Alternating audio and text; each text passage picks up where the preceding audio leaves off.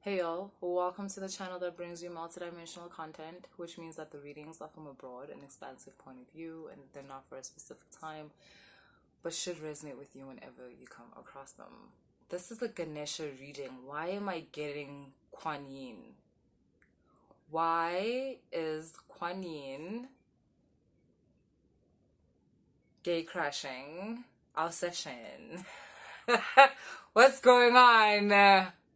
Okay, so we're gonna make it a Ganesh featuring Quan Yin. Okay. Okay. It's weird. It's like, okay, so Ganesh is about breaking obstacles, right? And also about like abundant fortune.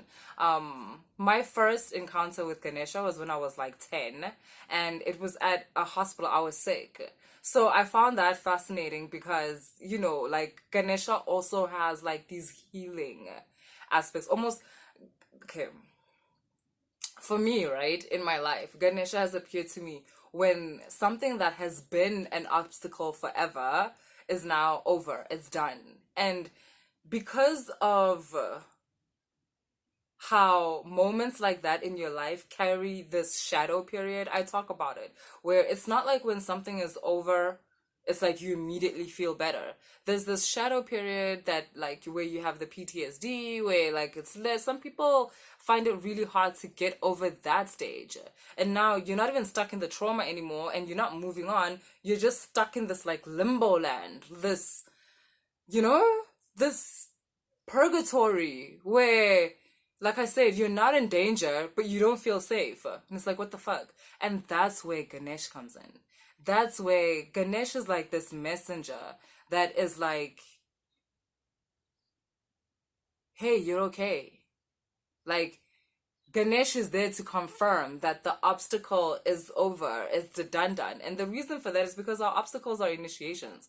They're not just these horrible things that happen to us and like, oh, you're so unlucky and like this is so bad.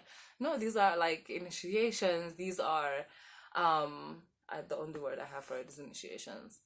But yeah, so you get masters, ascended masters like Ganesh, who are there to tell you that like you've passed begin and like congratulations, because not only does he tell you that the obstacle is over, he also tells you that therefore this is the timeline you've opened. Ta-da! It's like all your good fortune and all the abundance that's coming your way, which is connected to um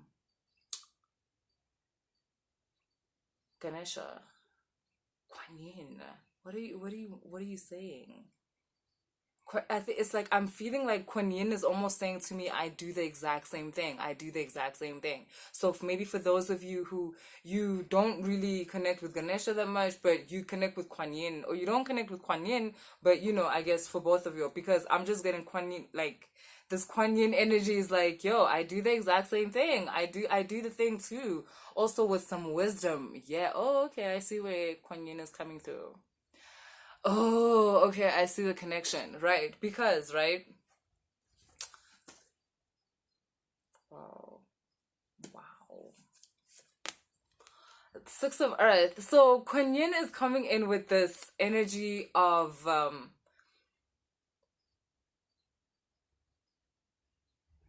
application of knowledge. Like the most efficient application of knowledge, which is wisdom, right? And she's coming through with this Six of Earth, where it's like, so Kuan Yin is kind of showing me how, okay, cool. So Ganesh will come, right? And, announce to you all this like fortune and everything that's coming. And obviously you would know that, hello, energetically, you can already feel all of that, the opportunities, whether it's people you're meeting, whether it's things that you're suddenly getting connected to, information that you're being connected to. And Kuan Yin is like the strategic flow aspect that is a part of us that almost knows how to take full advantage of every opportunity. And not only that, Kuan Yin feels okay, is communicating to me that she also knows like traps. Um So as soon as like all your ships start coming in, obviously like your demons have to change their face now, right? Like it no longer helps to wear the face of jealousy or fear or whatever because you're not so low vibrational anymore. But there's other faces, that can be worn. And now, like, a demon can come in the face of an opportunity that actually isn't that good of an opportunity. Or the opportunity appeals more to the desperate nature that you carried before, um like before all of this. um Look, the people watching this, I'm getting that it's just so important for you to differentiate between who you are right now and the person, like the version of you that went through the struggle in order to get this version of you now. Because you need to understand the difference between those two. I'm getting some of you might be struggling in the sense of wanting to live from that version of you, like wanting to live like all the things they wanted and whatever, and not wanting to catch up with yourself and realize that, yeah, when you were still dreaming about the whole thing, you had a certain vision of it. But now that you're in the whole thing, it looks different. It's not how you were thinking about it before. Okay, it's way better if you just stretch your hands and be cool with it. But I feel like a part of you guys is kind of feeling like, I don't know how to explain it. It's like, for instance, let's say, right, like you're still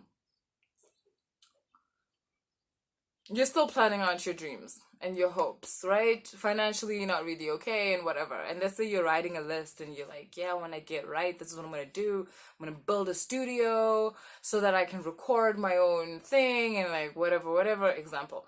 You know what, no, what, no, what, not. Okay, now, cool. One of your singles like goes, like it pops.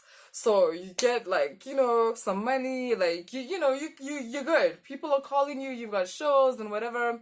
And maybe you like, back then you were like, you know what, when I pop off, I'm gonna get this huge chain and I want it to go down to my belly button. Right? It's just how you felt like back then because you were angry about being broke. You were angry about the people you love not supporting you. You were angry about the world not being what you thought it was and all of that. Right? Now, you're not so angry anymore because a lot of good shit is happening to you. You're not that angry anymore. So you're not really in the mood to get like, the huge chain that's up to your belly button anymore. But a part of you feels like, are you selling out?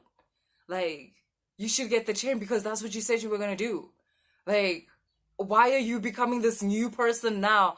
Like, I feel like you're scared to change. You're scared for success to change you. Hey, yo, of course it's gonna change you. Why wouldn't it? That's why you wanted it. Because you didn't want to be the person you were before. You wanted to be a different person. It's happening right now.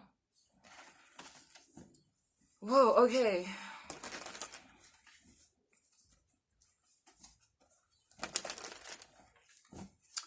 Those of you who connect with Quan, I'm hearing that you guys have you have beautiful teaching abilities. Like people connect to you. Even though humans have a shorter and shorter attention span like these days, but with you, I'm hearing that because I'm seeing like children or people that are just younger, and I'm just seeing like engagement. Yes, like people are engaged with the way you teach, with the way you connect to them. It's healing. Like watching you, being in front of you, hearing you talk, hearing you express an idea or something. It's healing. This reading is so beautiful because I keep feeling this collaboration between Ganesh and Quan Yin, and like Ganesh is like saying these are some of the blessings. These are the blessings that are in the fortune bag that he has for you. Like one of the blessings is people just really being touched by you, like on a very like authentic level, on a very real level. It's like you have words for things that people are feeling and have felt for a long time, but they've never been able to put words to it. It's really weird. You have words for things that linger inside people, like wordless, for centuries, wordless. And then you come along and you just, you construct words, like you construct worlds out of these characteristics in people, and people are just like, wait, what is going on? People feel seen by you, and I guess then realizing that they haven't felt seen for a very long time and they didn't even realize it. Wow. Yeah, again, Seven of Earth, Ace of Air, you make people feel seen. You make people feel like this possibility for more. You represent a more. Like Outer Worlds, yeah. You know, in June's, with Paul Atreides, that there's that name that they have for him, not the name that the Ben Gesserit have for him. Is that how you pronounce it? Whatever. Not the name that the mothers have for him. The name that the people on Arrakis, like there's a name that they have for him, and it means he who is of the outer worlds. And that's basically how you make people feel. Like, people are aware that you have knowledge that is not common. And not only that, and because of this knowledge, it's like you give people a link to the outer worlds, to other worlds.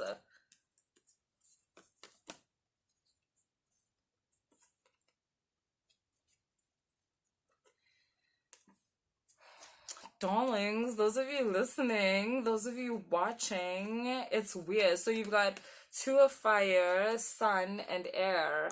I think you think your life is very small, and it's because you spend most of your time by yourself.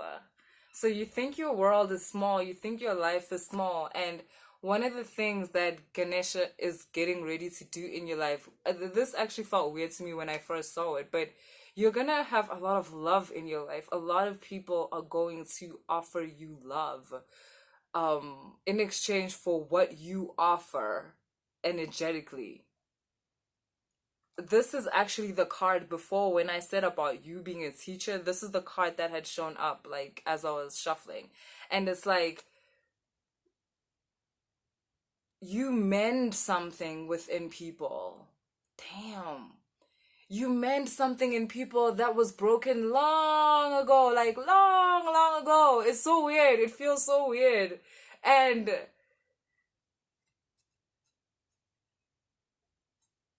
people are gonna love you for that, like, rightfully so. I'm getting like these stories I used to get as a kid, where like you would, like like an animal, let's say, like an animal will get something like in its paw, but it'll be there for like 5 years, and then one day accidentally, somehow, let's say it gets pushed, and whatever was in its paw will like come out.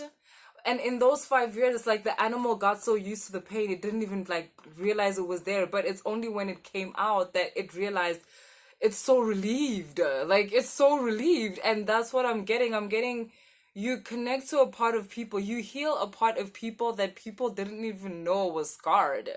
Because it got scarred so long ago. People thought that's just the way things are. That's just the way that aspect of them is. But like, you, yeah, the way you heal is phenomenal. It's divine. People can't help but love you because you give such a pure part of yourself to people. And by the laws of nature, people want to, even if not consciously, they want to give you the purest part of them in return. And the purest part people have of themselves is love, is the love they have. And yeah, I don't want to lie, you're going to be adored. Again, I find this weird because you think of yourself as very alone. But yeah, I'm fascinated as to how this juxtaposition is going to play out in your life. So that's what I have for you guys, and I hope it resonated. Later.